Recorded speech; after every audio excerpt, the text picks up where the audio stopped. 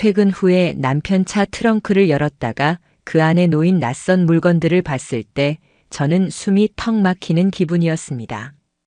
처음엔 제 눈을 의심했어요. 이게 대체 뭐지? 왜 이런 게 남편 차에서 나오는 거지? 다시 한번 트렁크를 열고 보는데요. 기저귀가 무려 3팩, 그것도 신생아용, 아기용 물티슈. 그 옆에는 젖병 세트랑 이유식이 한 상자 통째로 있었습니다. 누가 봐도 갓난아이를 위한 물건이었어요. 근데 저는 아이가 없었거든요. 결혼한 지 6년째였고 그동안 아이를 낳을 계획도 없었고 저희 부부는 서로 바쁘기도 했죠. 저는 아직 아이를 낳고 기를 여유가 없다고 생각했으니까요. 그런데 그런 물건들이 남편 차 트렁크에 떡하니 실려 있는 걸 봤을 때 뭔가 심장이 철렁 내려앉는 기분이었습니다. 처음엔 제 착각이겠지 했습니다. 혹시 직장 동료 중에 아기가 있는 사람이 있어서 대신 가져다 주려고 했나? 아니면 조카라도? 별별 생각이 다 들었어요. 하지만 아무리 생각해봐도 그렇게 설명이 되지 않았어요. 저희 조카들은 다 초등학생 이상이고 남편 회사에는 제가 아는 한 아기 있는 동료는 없었습니다. 더 이상 머릿속으로 아무리 억지 논리를 가져다 붙여도 그걸 설명할 수가 없었어요. 그래서 그날 밤 저는 남편이 씻고 나온 후에 아주 조심스럽게 물어봤어요. 여보, 오늘 차 트렁크 열었는데 그거 뭐야? 아기 물건들. 남편은 그 말을 듣는 순간 표정이 확 바뀌더라고요. 말 그대로 얼굴에서 피가 쭉 빠지는 것 같았어요. 그리고 바로 웃으면서 얼버무렸어요. 아, 그거? 아는 선배가 부탁해서 잠깐 맡아달라고 해서 실어놨던 거야. 저는 그 말을 들으면서도 마음 한편이 턱 막혔습니다. 그 선배가 누군데? 아기 있는 선배가 있던가? 잠깐 맡아주는 거면 왜 집에 와서도 트렁크에 그대로 두고 있었던 걸까? 이미 그날로 모든 감정의 균열이 시작된 거였어요. 그 이후로 저는 정말 하루하루가 고통이었습니다. 머릿속에서 온갖 생각이 떠나질 않았어요.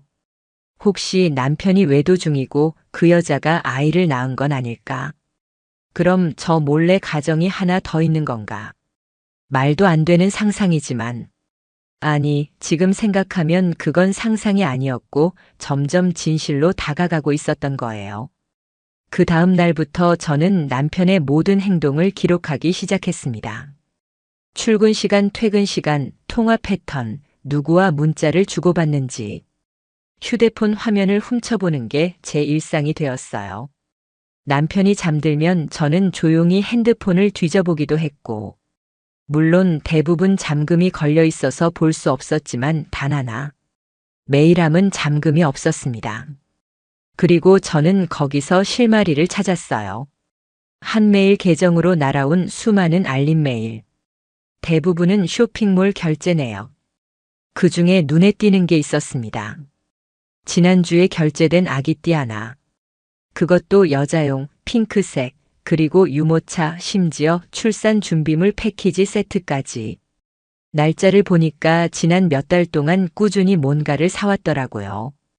남편은 그렇게 아기용품을 하나둘 사서 숨기고 있었던 거예요. 저한테는 단 한마디도 말하지 않고요. 그날 밤 저는 차마 말을 꺼낼 수가 없었습니다. 남편이 씻고 나왔을 때 그냥 웃으며 물었어요. 요즘 회사 일은 어때? 남편은 평소처럼 대답했습니다. 뭐 그냥 그렇지 뭐. 별일 없어. 하지만 저는 그 말이 이제 너무 가식적으로 들렸어요.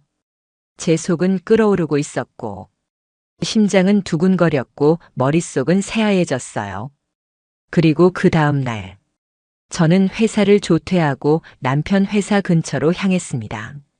점심시간 즈음 남편이 회사 건물에서 나오는 걸 멀리서 지켜봤어요. 혼자 나오는 줄 알았는데 아니었어요. 어떤 여자가 따라 나오더라고요. 그리고는 아주 자연스럽게 남편 팔짱을 끼고 길을 걸었습니다. 저는 순간 어지러워서 그 자리에 주저앉을 뻔했어요. 그 여자는 키가 작고 긴 생머리였고 배가 조금 나온 상태였어요. 처음엔 옷 때문에 부해 보이는 건가 했는데 가까이에서 보니까 아니었어요. 분명히 임신 중이었고 아주 편안한 얼굴로 남편과 대화를 나누고 있었어요. 그날 저는 아무 일도 하지 못했습니다.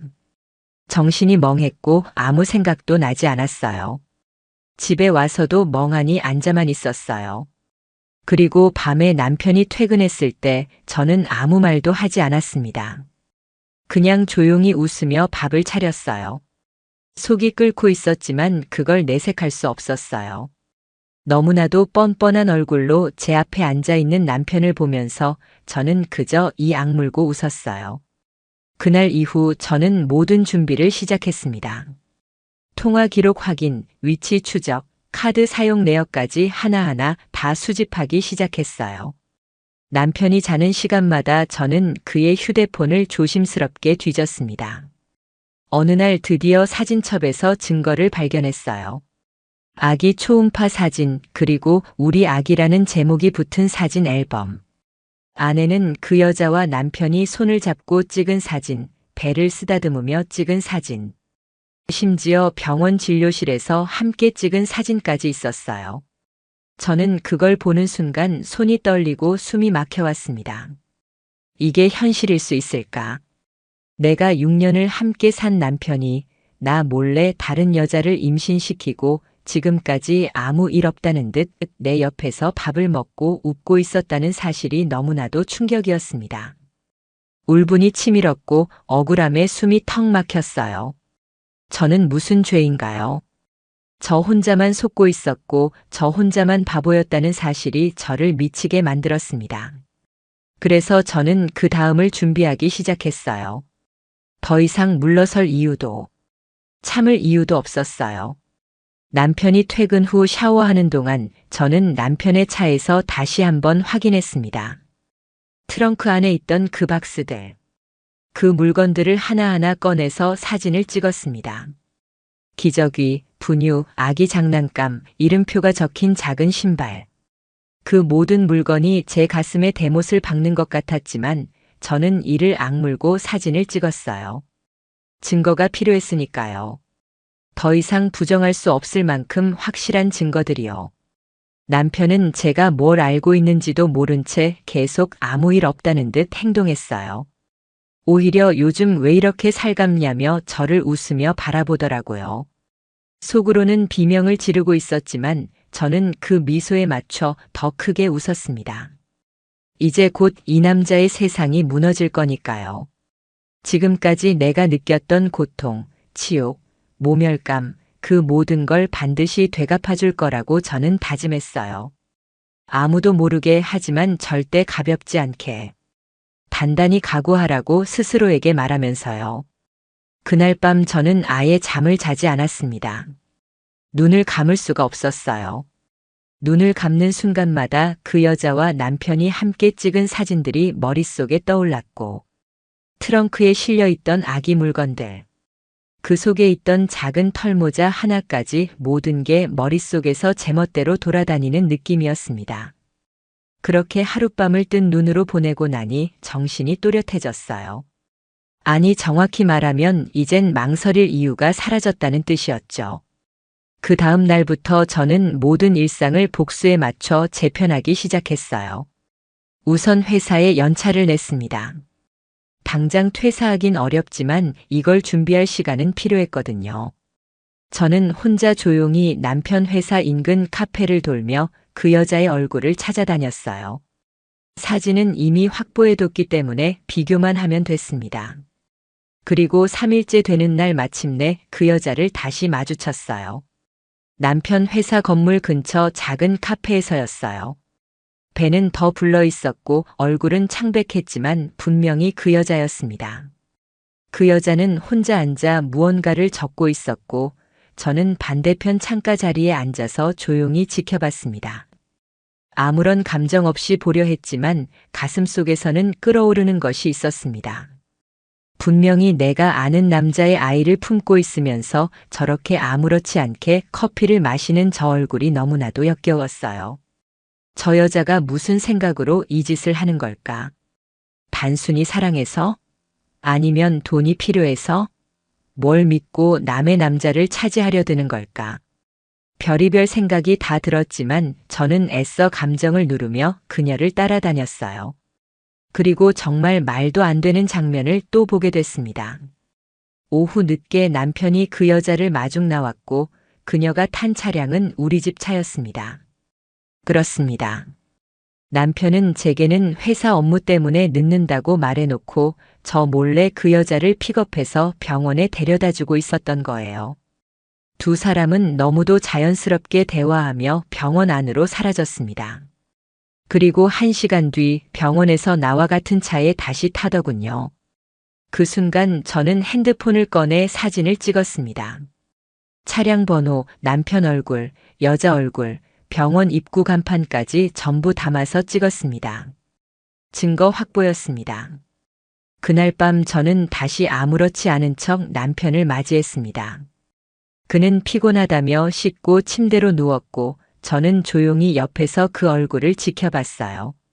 이 사람이 정말 나랑 같은 시간들을 보낸 사람이 맞을까?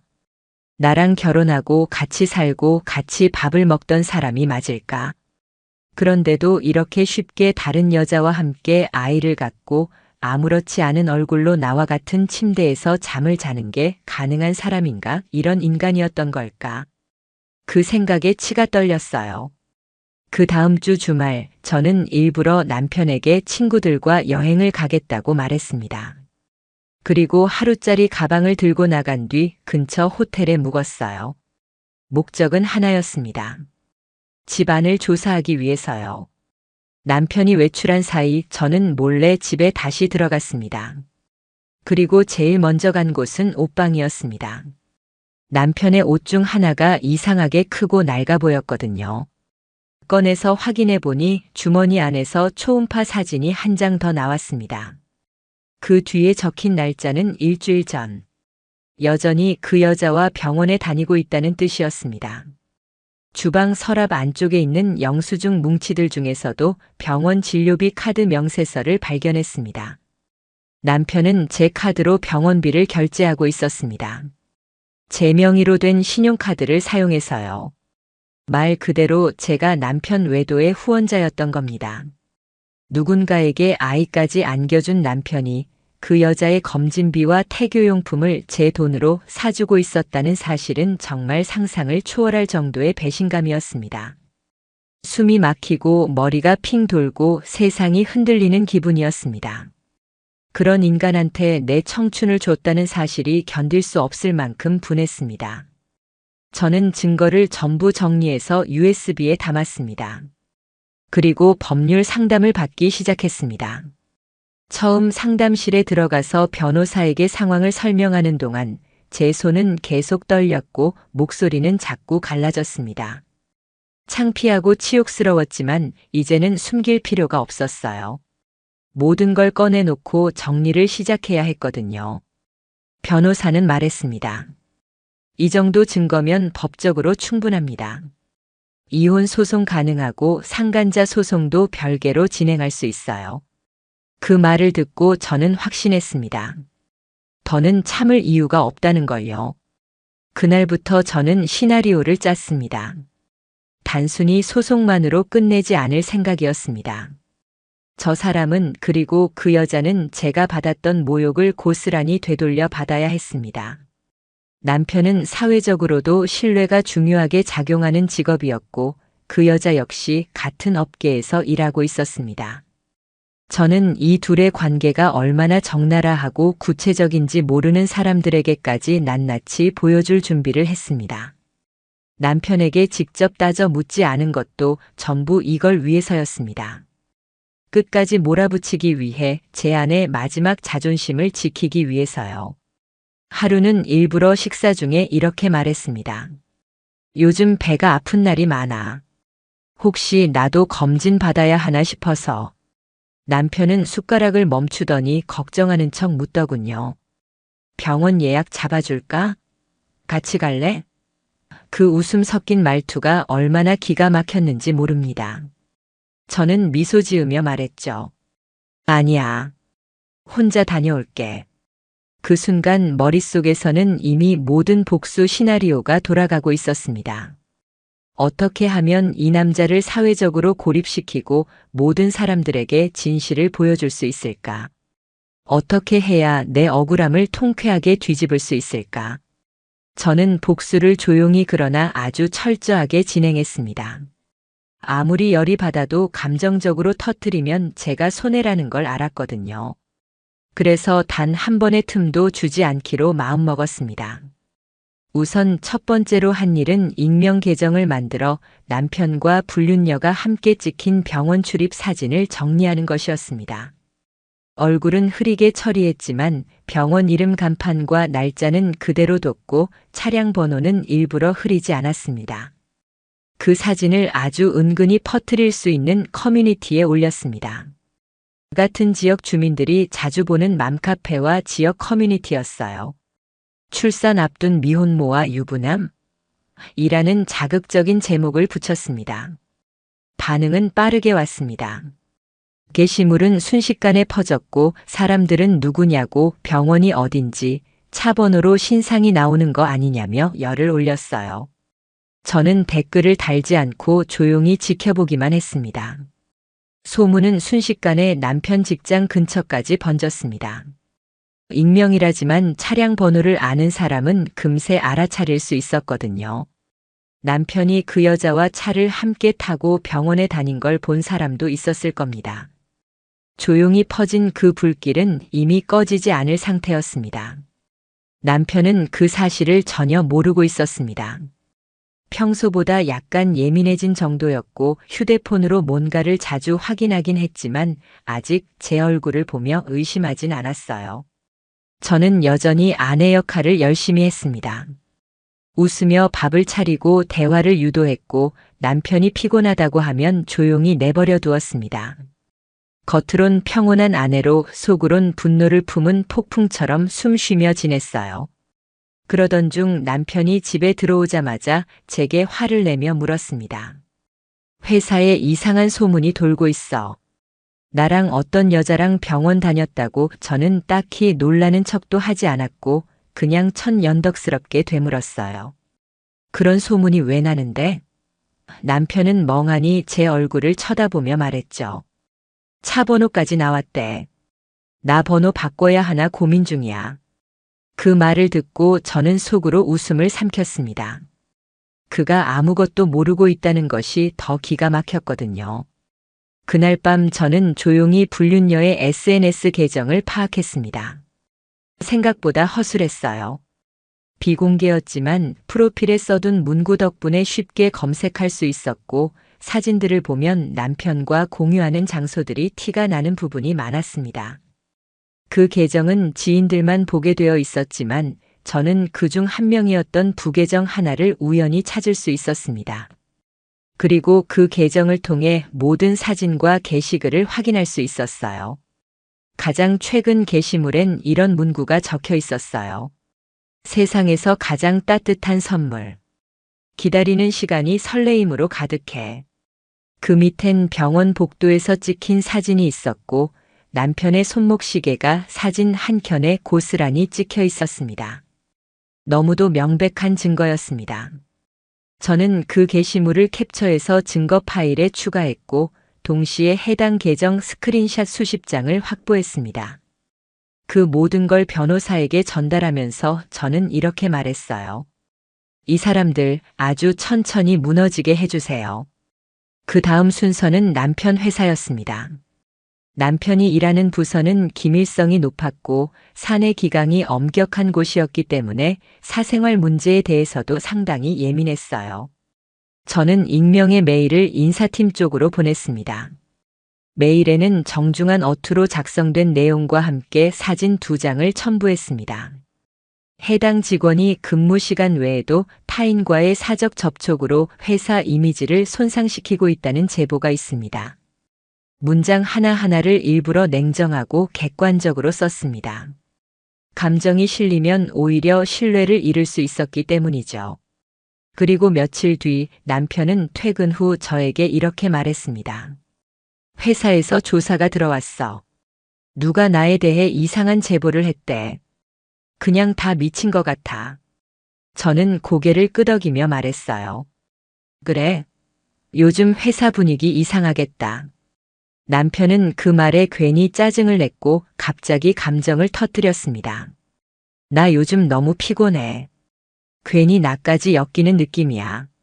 참 뻔뻔한 말이었습니다. 누굴 엮였다고 생각하는 건지. 본인이 누군가의 인생을 송두리째 엮어놓고서. 그날 이후 저는 불륜녀의 부모님 주소를 알아내기 위해 정보를 모으기 시작했습니다. 남편이 보험 서류를 챙기던 중 그녀 이름이 적힌 긴급 연락처가 떡하니 보이더라고요. 어이없게도 남편은 그 여자를 긴급 연락처에 올려놨고 그녀 부모 주소가 거기 적혀 있었습니다. 이건 실수였고 동시에 치명적인 약점이었습니다. 저는 그 주소로 내용 증명을 보냈습니다. 이름도 밝히지 않은 채. 귀 가정의 따님이 유부남과의 관계로 인해 사회적 논란이 예상되니 본인 행실에 대한 관리가 필요합니다. 추가적인 사실 전달을 원하시면 연락 바랍니다. 문장 하나하나를 정중하게 작성했지만 그 안에는 제 분노가 꽉 들어차 있었어요. 그 다음 날부터 불륜녀 SNS는 비공개로 전환되었고 그녀가 다니던 직장은 잠시 휴직으로 전환됐다는 이야기를 들었습니다. 처음엔 그 정도로 충분하다고 생각했지만 며칠 후 남편의 태도를 보고 마음이 바뀌었습니다. 그는 여전히 뻔뻔했고 오히려 제게 짜증을 냈습니다.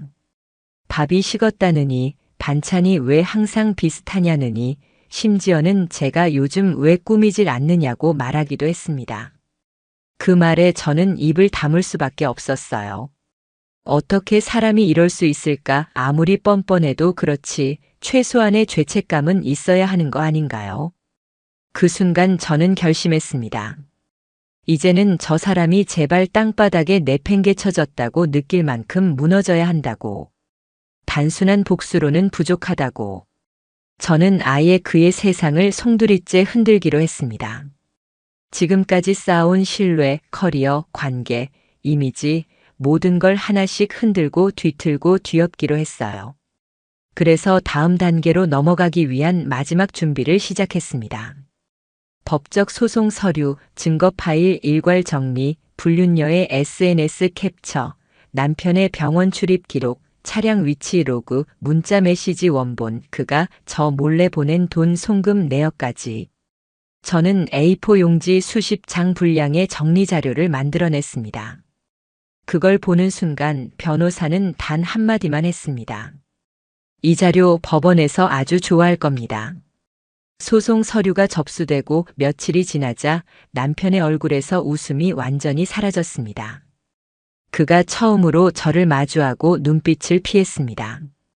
우편함에서 이혼 소장과 상간자 소송 서류를 받아든 그날 저녁 남편은 아무 말 없이 현관에 앉아 한참을 멍하니 있었습니다. 저는 일부러 아무렇지 않게 그 옆을 지나쳤어요. 말을 걸지도 않았고 눈길도 주지 않았습니다.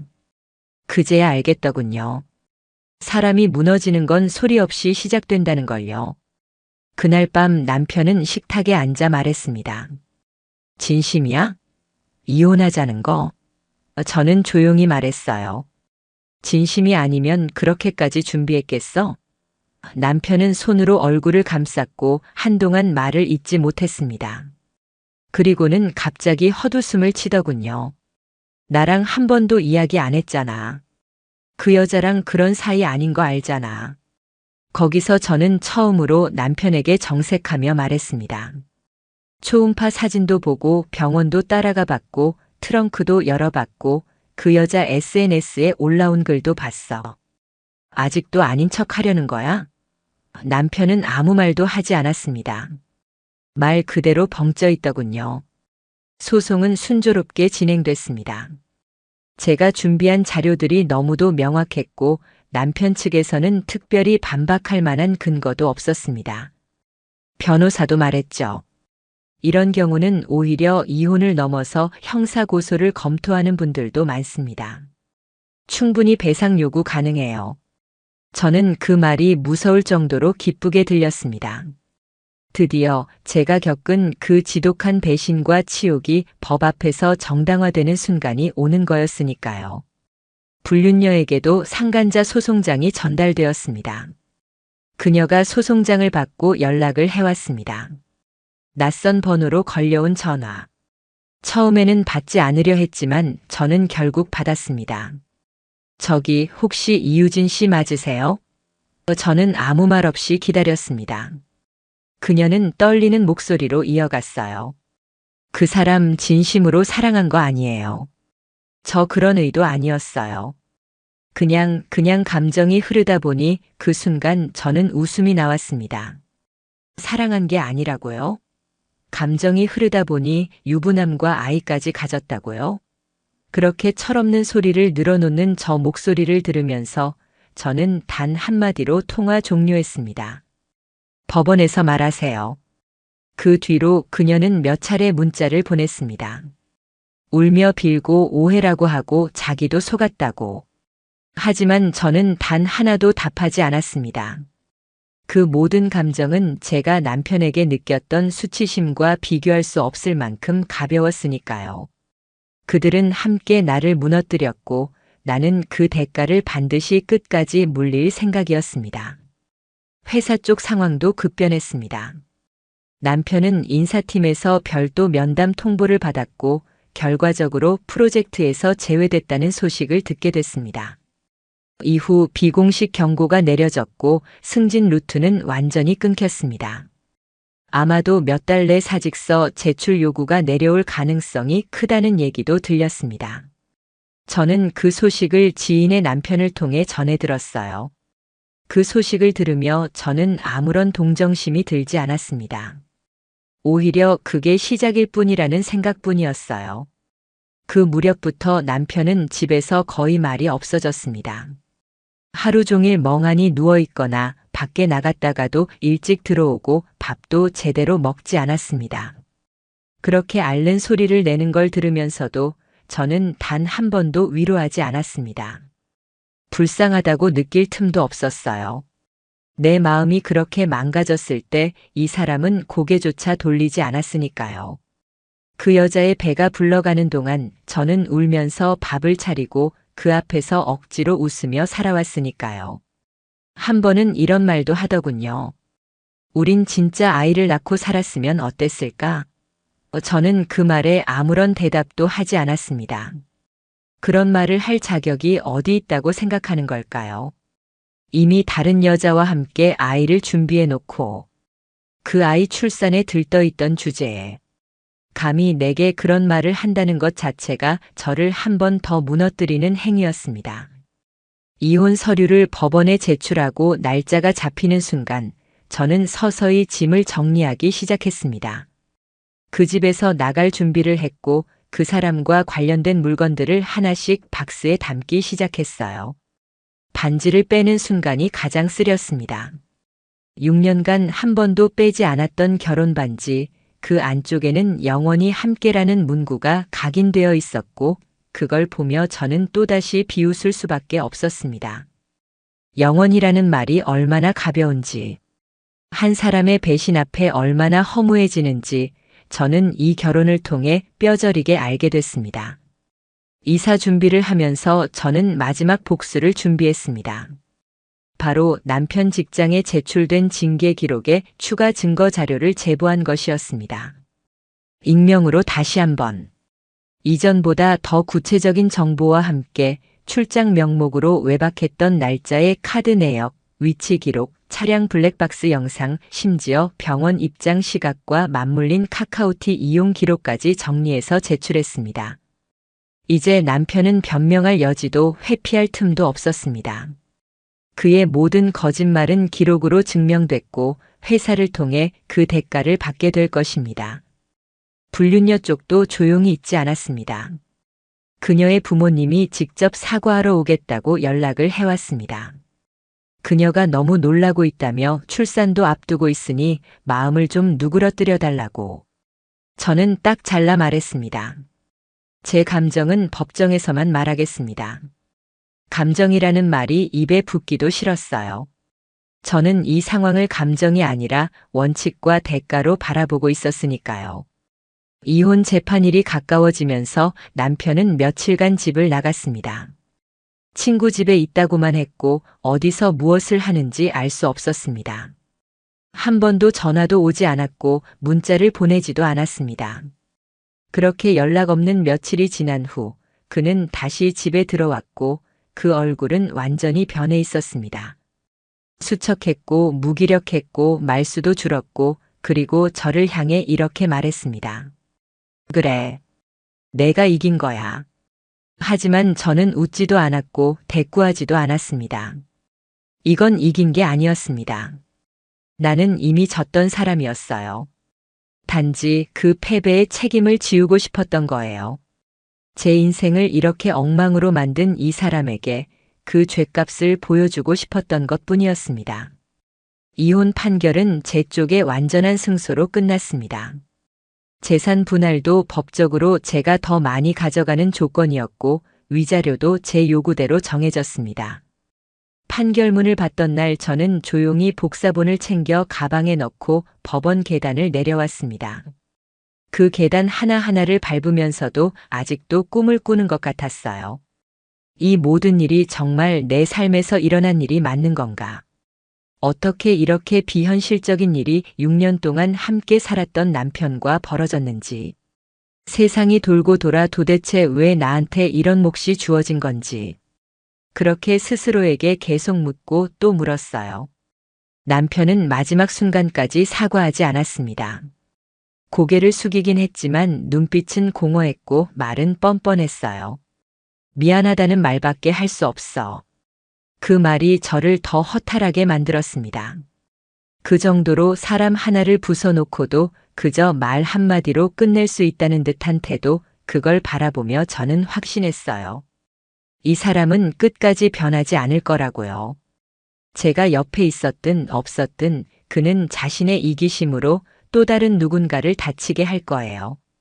이미 경험한 제가 아는데 뭐가 더 필요하겠어요. 불륜녀는 출산을 앞두고 있다는 소식이 들려왔습니다. 그러나 그 아이의 성은 남편과 같지 않을 겁니다. 그 아이는 그 둘이 함께 만든 현실의 결과지만 법적으로는 아무 관계도 없으니까요. 그녀는 제게 수차례 연락을 시도했습니다. 눈물로 사정하고 다시 한번 기회를 달라고 하고 아이에게는 죄가 없다고. 그 말은 맞습니다. 아이에게는 아무런 잘못이 없어요. 하지만 그 아이가 만들어지기까지 어떤 거짓과 배신이 있었는지를 생각하면 저는 그 사실조차 따뜻하게 보듬어 주기엔 너무 멀리 와버렸습니다. 법적 절차가 모두 끝나고 저는 결국 그 집을 나왔습니다. 마지막 날 그 집 현관을 나서기 전에 한번 뒤돌아봤어요. 거실, 주방, 침실, 내가 손수 꾸미고 정리했던 모든 공간. 그 안에 남편의 흔적이 남아있다는 이유로 모든 것이 다시는 돌아갈 수 없는 과거로 느껴졌습니다. 현관문을 닫으며 저는 속으로 이렇게 말했습니다. 여기까지다. 다신 돌아오지 않을 거야. 새로 이사한 집은 오래된 오피스텔이었습니다.